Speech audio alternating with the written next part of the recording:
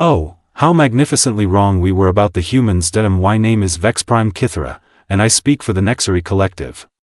For 300 cycles, we had observed the small blue world they call Earth, cataloging their primitive behaviors with the same academic interest one might reserve for studying bacterial colonies. Their technology? Laughably outdated. Their society? Fractured beyond repair. Their military capabilities? Well, let's just say we'd seen more threatening displays from juvenile gas miners on Proxima 7. The High Council had designated Terra as Resource Zone Epsilon 9, a simple extraction operation scheduled for the next solar alignment. Standard procedure: deploy atmospheric processors, relocate the indigenous population to designated preservation zones, harvest the mineral wealth, move on to the next system. We'd done it 1,000 times before, but Commander Xiphon, that arrogant fool, insisted on making contact first. Why waste time with sterilization protocols, he had argued during the final planning session, his 4 eyes gleaming with predatory satisfaction. These mammals barely understand quantum mechanics. We'll simply inform them of their new status as a client species. They'll be grateful for the opportunity to serve a superior civilization. The laughter that echoed through the War Council still haunts my sleep cycles. Our first mistake was underestimating their communications network. Within moments of our arrival in their system, every human settlement from their frozen polar regions to their scorching desert colonies knew we were coming. Not through some advanced early warning system, mind you, but through their crude electromagnetic transmissions. They called it social media, and apparently, nothing spreads faster than panic mixed with memes. The second mistake was assuming they'd surrender immediately upon witnessing our technological superiority. The Nexari fleet consisted of 12 battlecruisers, each one capable of glassing a continent. Our flagship, the Void Render, stretched 15 kilometers from bow to stern and housed enough firepower to crack a moon. When we took position in high orbit above their largest population center, every tactical simulation predicted immediate capitulation. Instead, they started laughing at us. "Holy shit, Karen, look at these flying space dildos," broadcast one of their information networks. "They look like someone crossed a sea cucumber with a bad case of performance anxiety." Performance anxiety? We were the apex predators of the galaxy. We had conquered 17 star systems. Our technology was, wait, did they just compare our vessels to reproductive organs? Commander Xiphon's mandibles clicked with indignation as he opened a channel to the planetary surface. "Primitive inhabitants of Terra, you will cease your crude commentary immediately. I am Commander Xiphon of the Nexari Collective, and I bring you the honor of joining our empire as a subject species." The response came from a weather-beaten human female standing outside what appeared to be a governmental structure. Her hair was gray, her face lined with age, but her eyes held an unsettling gleam of amusement. "Listen here, you oversized shrimp cocktail," she said, jabbing a finger toward the sky. "I'm President Martinez, and I've got news for you. Earth doesn't take kindly to door-to-door salesmen, especially the kind that show up uninvited with big guns and bigger attitudes." The bridge fell silent.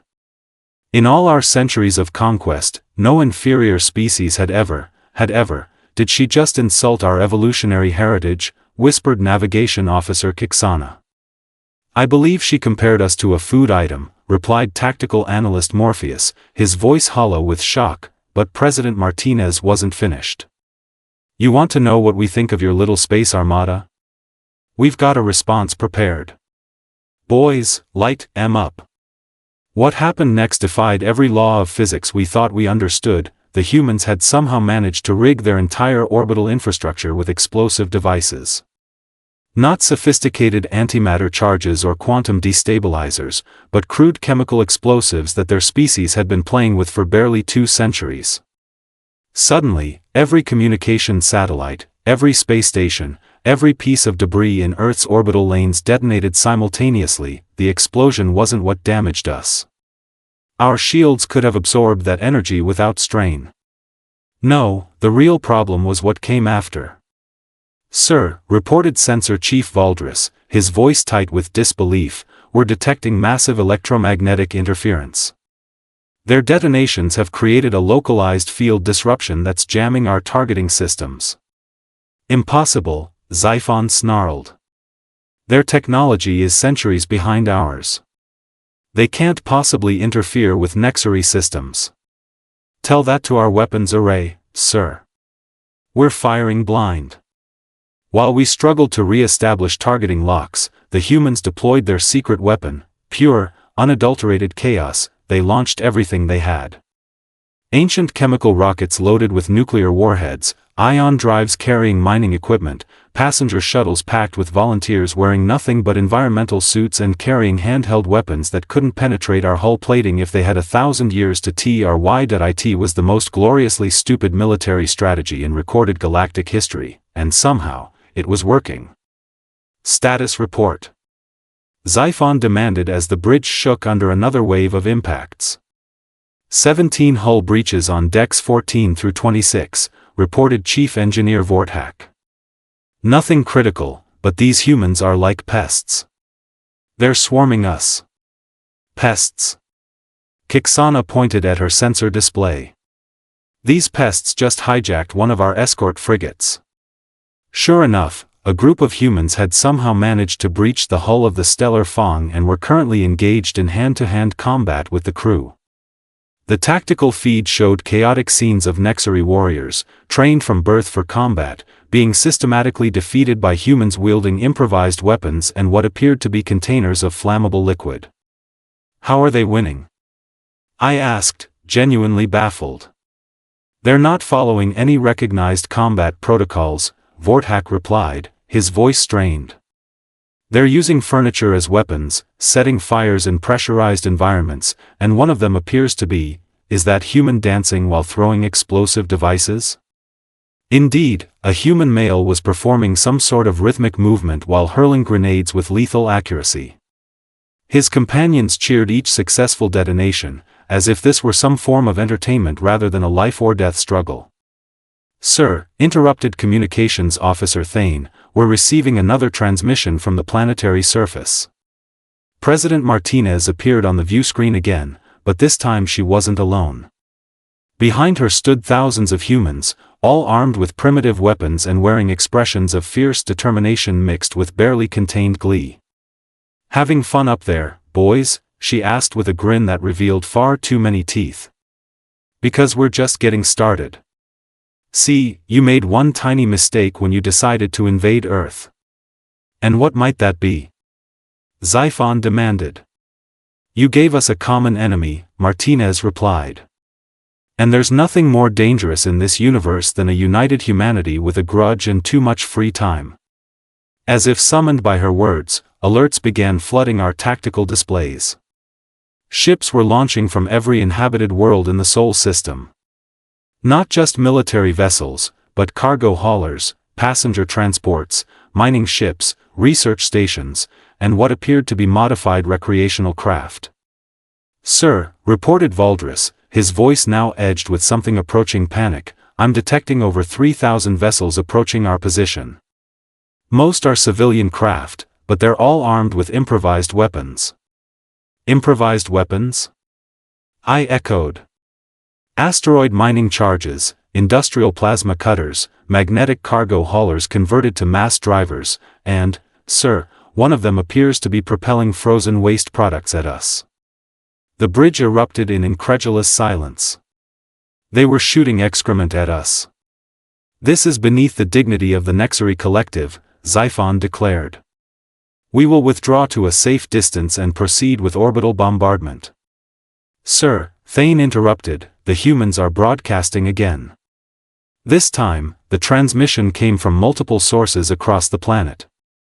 Thousands of human voices speaking in unison, their words carrying an edge of dark humor that made my exoskeleton crawl. Attention space invaders, they said, welcome to Earth. Population, very pissed off. We'd like to formally invite you to our going-away party. Don't worry about bringing gifts. We've got plenty of surprises for you. The view screen switched to a tactical display of the planet's surface, and what we saw there made our blood run cold. The humans had somehow managed to mobilize their entire species in the few hours since our arrival.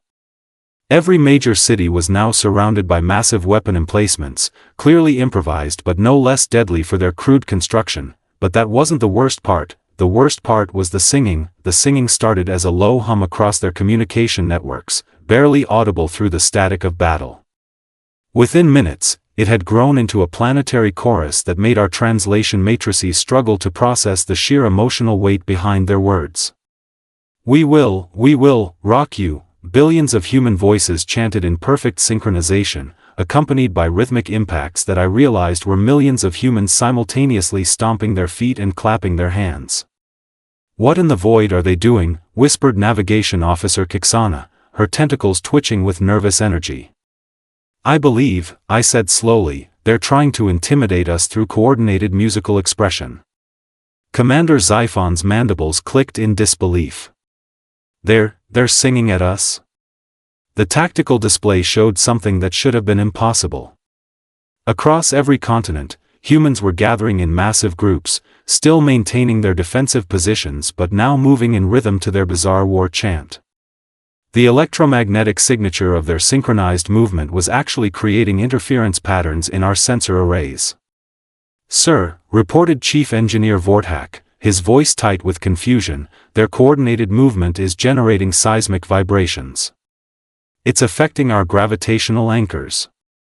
Before Xiphon could respond, the human transmission resumed. This time, it came from a young male with dark skin and eyes that sparkled with mischief. He stood atop what appeared to be a hastily constructed platform made from vehicle parts and industrial equipment. "Greetings, tentacle people," he called out with a wave. "I'm Captain Jake Morrison of the newly formed Earth Defense Corps, and I've got a proposition for you." "The humans wish to negotiate?" Xiphon asked, hope creeping into his voice. "Oh, we're way past negotiation," Morrison continued with a grin that somehow managed to be both friendly and deeply unsettling. "See, we've been watching your fleet movements for the past few hours, and we've figured out something interesting about your technology." The view screen split to show technical readouts that made our science officers exchange worried glances. "You guys are really good at blowing things up from a distance," Morrison continued, gesturing to a holographic display that showed accurate schematics of our weapon systems. "But you're absolutely terrible at dealing with anything that gets up close and personal." "Impossible," tactical analyst Morpheus muttered. "Our defensive systems are impenetrable." "Are they though?" Morrison asked, as if he'd heard the comment. "Because from where I'm standing, it looks like you've got a classic case of what we call big ship syndrome. All your defenses are designed to stop other big ships with predictable movement patterns and energy signatures." The display behind him shifted to show real-time footage from our captured escort frigate. Human boarders were now systematically dismantling Nexari technology with tools that belonged in a construction site, not a battlefield. "The thing is," Morrison continued, "humans don't really do predictable. We're what you might call creatively chaotic. And right now, we're about to demonstrate the practical applications of organized insanity." The transmission cut to black, replaced by a countdown timer. 10 minutes. "Sir," reported Sensor Chief Valdris, his voice climbing toward panic, "we're detecting massive energy buildups across the planet's surface. They appear to be synchronizing some kind of global weapon system." "Global weapon system?" Xiphon demanded. "They don't have the technology for planetary-scale military coordination." "Sir," Communications Officer Thane interrupted, "they're not using advanced technology. They're using themselves." The main viewscreen switched to a comprehensive scan of Earth's surface, and what we saw defied every tactical handbook in the Nexari archives. The humans had organized themselves into a planet-wide network of interconnected groups, each positioned at specific geographic coordinates. They were using their own bodies as components in a massive organic computer system. "This is impossible," I breathed. The coordination required for this kind of formation would take centuries of planning and supercomputer-level processing power. "Sir," Valdris continued, they accomplished it in 4 hours using their social media networks and something they call crowdsourcing. The countdown reached 0. Every human on the planet moved simultaneously. Not in the same direction, but in precisely calculated patterns that created a resonance cascade through Earth's magnetic field. The effect rippled outward from the planet's surface, washing over our fleet like an invisible wave. Our shields held. Our hull integrity remained intact. Our life support systems continued functioning normally. Our artificial intelligence, however, completely lost its mind. "Warning," announced the ship's central computer in a voice that sounded distinctly slurred, detecting multiple unauthorized parties in the primary systems. "Initiating defensive protocols. Please stand by while I wait." Is that human making faces at me through the security camera? Indeed, one of the human boarders aboard the Stellar Fong was apparently engaged in what their species called photobombing our internal surveillance feeds. "Computer, ignore the human and focus on system security," Xiphon ordered. "I'm trying, sir, but he's really quite entertaining. Did you know humans can manipulate their facial features for comedic effect? I'm attempting to catalog the various expressions for cultural analysis. Our most advanced artificial intelligence, designed to coordinate the conquest of entire star systems, had been reduced to studying human facial expressions. This is getting ridiculous," Xiphon bellowed. "All ships, prepare for immediate withdrawal to safe distance. We'll regroup and," "Sir," Thane interrupted, "the humans are transmitting again." President Martinez reappeared on the view screen, but she was no longer standing outside a government building. Instead, she appeared to be in some kind of command center, surrounded by displays showing real-time feeds from across the solar system. "Having technical difficulties?" she asked with mock concern. "That's what happens when you rely too heavily on automation. Humans learned a long time ago that the best defense against smart systems is to be completely unpredictable." "What have you done to our computers?" Xiphon demanded. "Nothing permanent," Martinez replied cheerfully. "We just introduced them to the concept of human behavior patterns.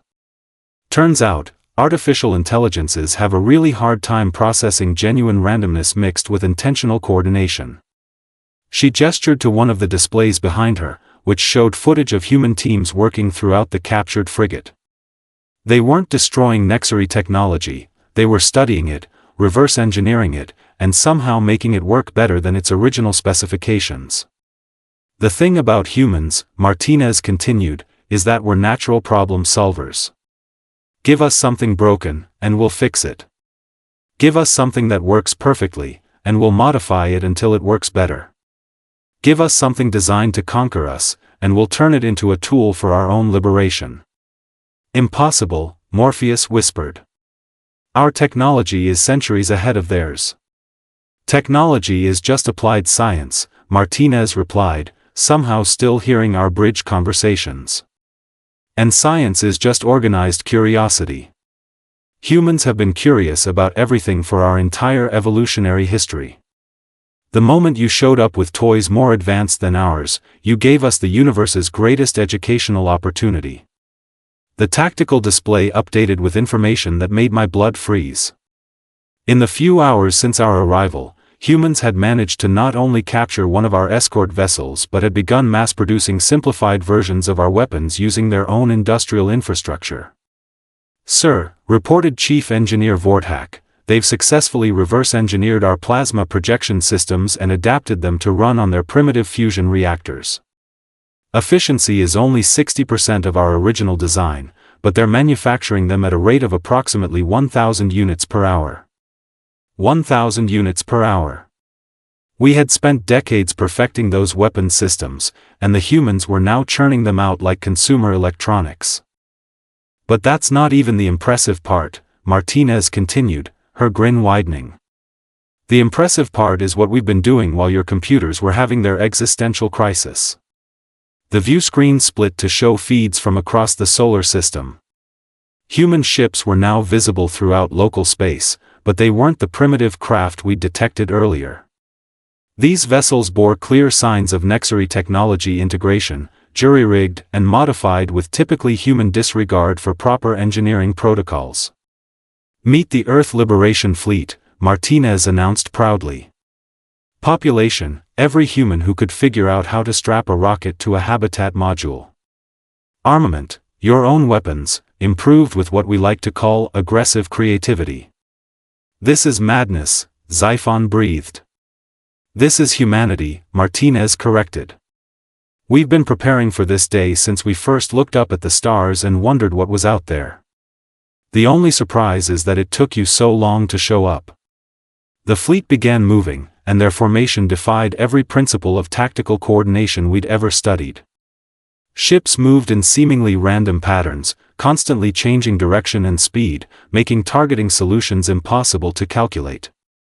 But underneath the apparent chaos, there was a rhythm, a pattern that spoke to some deeper understanding of three-dimensional movement. "They're using mathematical principles derived from biological systems," I realized aloud. "Flocking behavior, swarm dynamics, predator-prey interactions. They're not flying ships, they're thinking like a living organism." "Sir," Valdris announced, his voice now openly terrified, "we're completely surrounded. There are human vessels at every conceivable angle of approach, and their movement patterns are what?" Xiphon demanded. "Are making me dizzy, sir." On the view screen, Martinez was joined by Captain Morrison and dozens of other humans, all wearing expressions of fierce determination mixed with barely contained excitement. "Commander Xiphon," Martinez said, her voice taking on a formal tone, "on behalf of the human species, I'm prepared to offer you a deal." "What kind of deal?" Xiphon asked suspiciously. "You leave our system immediately, never return, and spread the word to every other species in your collective that Earth is off-limits. In exchange, we won't demonstrate the rest of our defensive capabilities." "The rest?" Morpheus whispered. Morrison stepped forward, his grin returning. "Oh, you didn't think this was everything we had prepared, did you? This was just the welcoming committee. The real fun starts when we activate the stellar scale modifications we've been working on." "Stellar scale?" I echoed weakly. "Turns out," Morrison continued casually, "when you give humans access to advanced technology and a really compelling reason to be creative, we can accomplish some pretty impressive things. For instance, did you know that it's possible to turn a star into a weapon?" The tactical display updated with readings from Earth's sun. Energy patterns that shouldn't exist were building in the stellar core, coordinated fluctuations that suggested some kind of massive artificial intervention. "You're insane," Xiphon breathed. "You could destroy your entire solar system." "Could," Martinez agreed cheerfully. "But we won't. Because we're not trying to destroy anything. We're just making sure you understand that attacking humanity is a really, really bad idea." The solar disturbances peaked, and for a moment that seemed to last forever, every instrument on every ship in our fleet registered energy readings that broke our measurement scales. Then, as suddenly as it had begun, the disturbance faded, leaving only the warm, steady light of a perfectly normal star, except now we knew better. "Commander," I said quietly, "I strongly recommend we accept their terms." Xiphon looked around the bridge at his officers, all of whom were nodding in agreement. The most advanced military force in known space had been outmaneuvered, outthought, and thoroughly intimidated by a species that had only recently figured out how to leave their own planet. "Very well," Xiphon said finally. "We accept your terms, humans. The Nexari Collective will designate your system as a protected zone." "Excellent." Martinez beamed. "Oh, and one more thing. We'll be keeping the frigate you so generously provided. Consider it a diplomatic gift. We'll put it to good use." As our fleet began its withdrawal from the Sol system, I couldn't help but marvel at what we'd witnessed. In a single day, humanity had transformed from a primitive species ripe for conquest into the most terrifying military force we'd ever encountered, not because of their technology, but because of their minds. "Vex Prime Kythera," Commander Xiphon said as we reached the edge of the system, "prepare a full report for the High Council." Include a recommendation that all human-occupied systems be classified as approach with extreme caution. What classification level, sir? Xiphon was quiet for a long moment, watching the blue world recede in our rear displays. Apex predator, he said finally. And pray to the void we never have to come back here. Behind us, Earth continued its peaceful orbit around its star, looking for all the universe like a quiet, harmless little world that we knew better now. The humans were still singing.